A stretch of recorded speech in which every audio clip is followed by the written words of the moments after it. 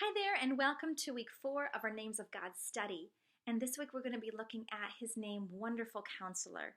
And I really love this name of his because I am a terribly indecisive person. I mean, it can be the smallest things. Decisions about what I should wear, what I should make for dinner, the route that I should take somewhere can seriously be affected by my indecisiveness. And these are just the tiny things of life. When it comes to bigger decisions, I can become almost paralyzed by my indecisiveness. It's something that I don't think my husband quite understands because he's very good about making a decision and being okay with it. And I play the what if game and it's terrible. So I am really drawn to this name of Wonderful Counselor. I believe one of the reasons why God has revealed himself to us through these various names is that they show us just how multifaceted he is and how very large he is. Because it's God doesn't just love, he is love. He doesn't just execute justice, he is justice. And he doesn't just have all the answers, he is the answer.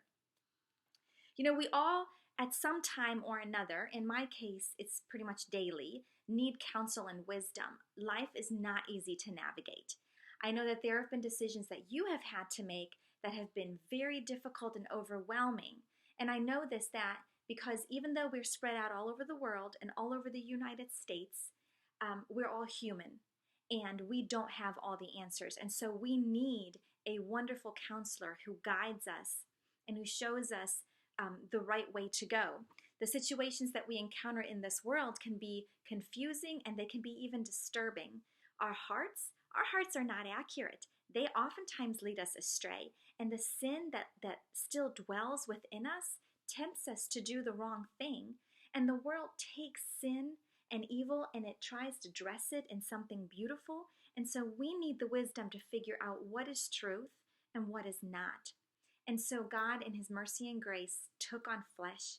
He became one of us and showed us what wisdom looks like in the everyday.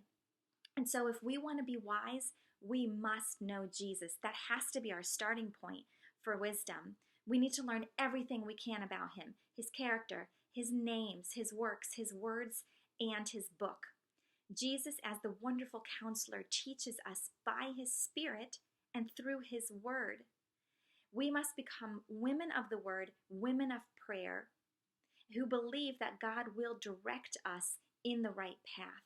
And he does this in different ways. He does this through the prompting of the Holy Spirit, through the words that we read in our Bibles, and through the godly wisdom and counsel that we find in other people who are more wise than us.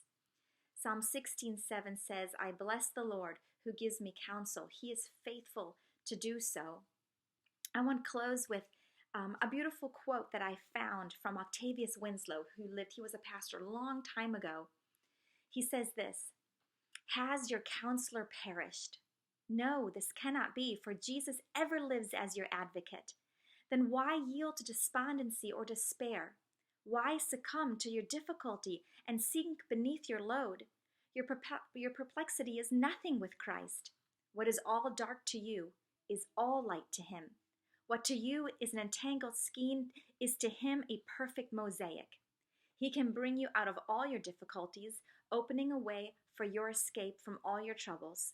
Make the crooked path straight and the rough places smooth. Commit your way to him. Trust also in him, and he shall bring it to pass. My challenge for us this week is more personal. I want us to identify 2 areas in our lives that we need to grow in terms of wisdom. Wisdom is more than knowledge. It is knowledge applied to our everyday life. And so do we need to grow in faith? Do we need to grow in kindness or hospitality or love or forgiveness? Do we need to grow in a deeper understanding of prayer or the character of God? So identify 2 areas of your life that you need to grow in and then ask God to work in you so that you become wise in them for your benefit, the benefit of others, and to the glory of God. And this is going to be a process. This is going to be something that, we should really take to heart for maybe the next year, that we really pray about this often and that we pursue wisdom in these areas. So I hope you have just a blessed week as you study this wonderful name of Wonderful Counselor. Bye.